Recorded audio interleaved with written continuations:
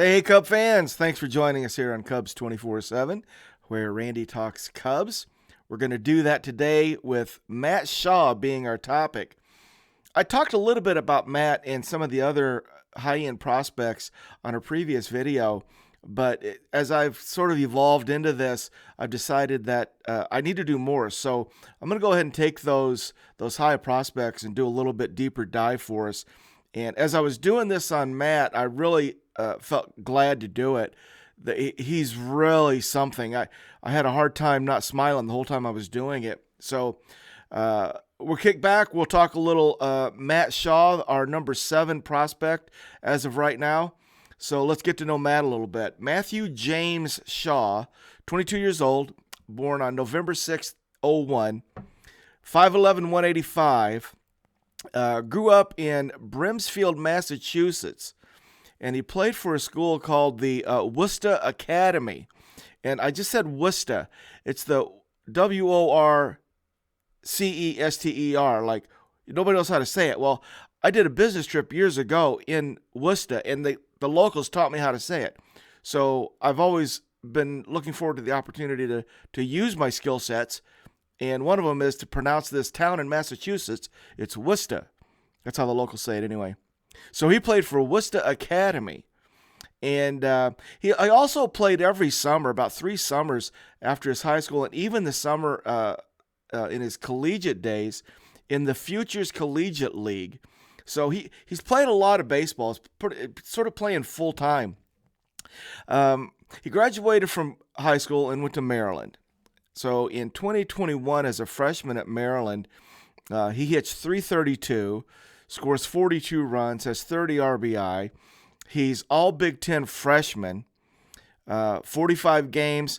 The breakdown, we're going to pay attention to where he played throughout, because I think that's a really interesting topic of conversation for Matt Shaw moving forward. Is where does he play? Well, in 45 games as a freshman at Maryland, he played 18 games at second base and 18 games at third base, and he played 9 games in left field. He had an on-base percentage of .409. He slugged .544, hit 7 home runs, walked 18 times, struck out 36. So he struck out twice as many times as he walked, and he got hit by a pitch 8 times. Maybe he's crowding. I don't know. That doesn't seem like it's been a trend since then, but he did get hit 8 times as a freshman and had 16 doubles. So it looks like early on he hits for power, he hits home runs, and hits a lot of doubles. We'll pay attention to his strikeout rate as we go through as well. In 2022, as a sophomore, he played in 60 games. 58 of those were at shortstop. So at this point, he's full-time shortstop for the Terrapins. He hits .290 with a .381 on base, a .604 slug for a .986 OPS. He hits 22 home runs in those 60 games, has 67 RBI, 34 walks, 46 Ks. So he's really taken that strikeout to walk ratio and shrunk it. But he's definitely slugging .604, run producer, 67 RBIs and 20 home runs as a sophomore.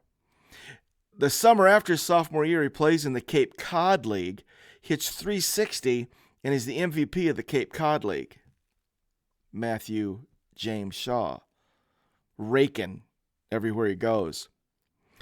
In 2023, as a junior at Maryland, he plays in 62 games, hits .341 with a .445 on base, .697 slug for an OPS of 1.142.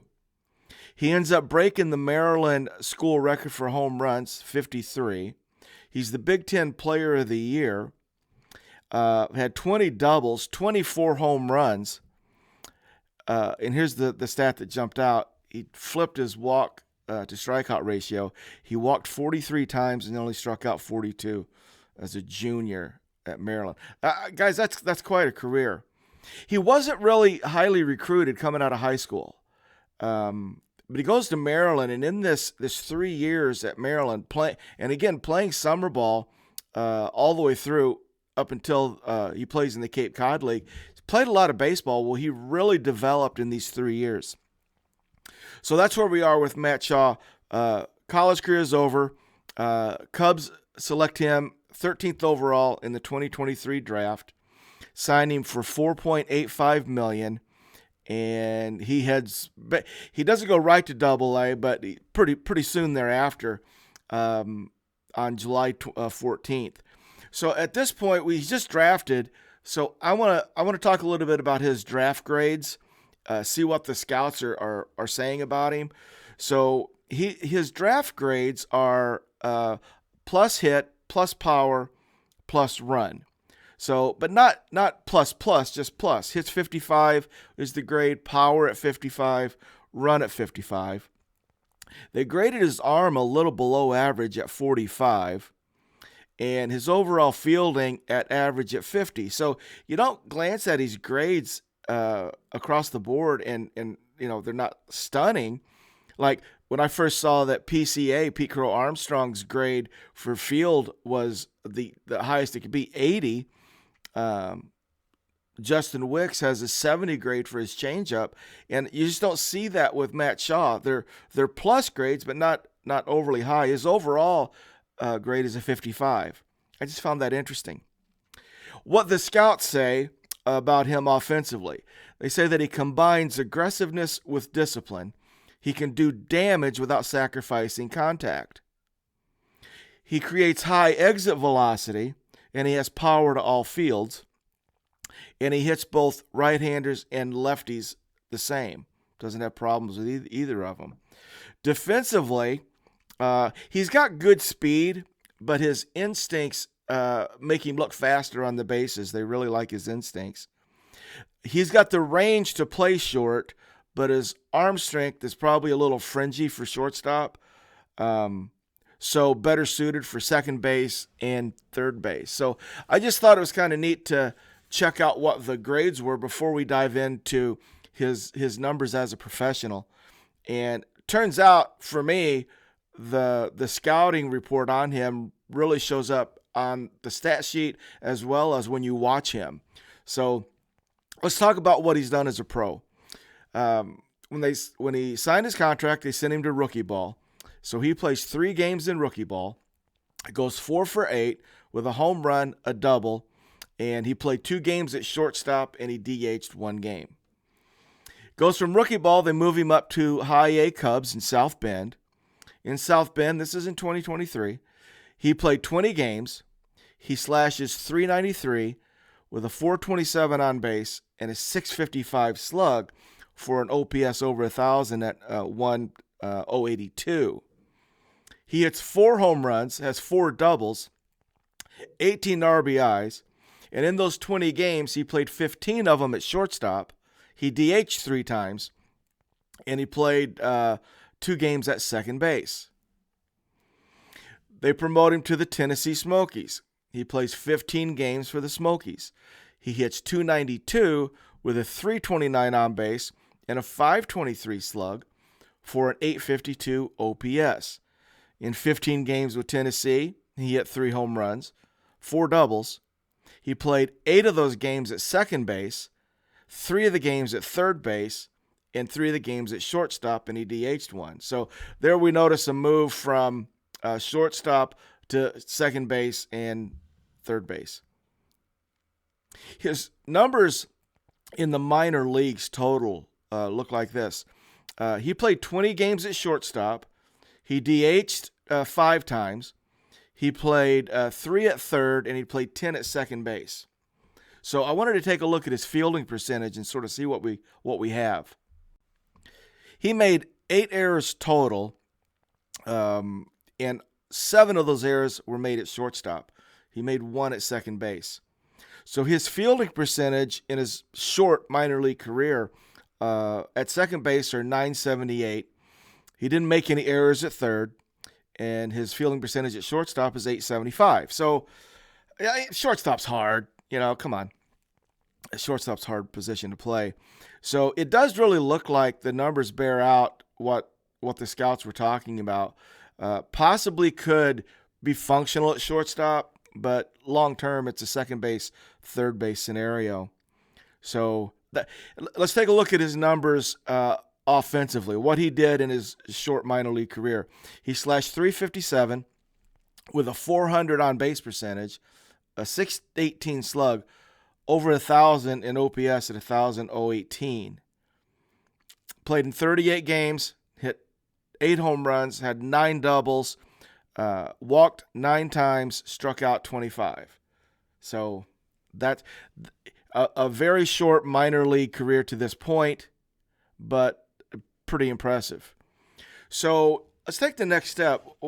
What does he look like? And I just watched a bunch of video on him, and I can say that everything that I read about him in terms of the scouting report shows up visually.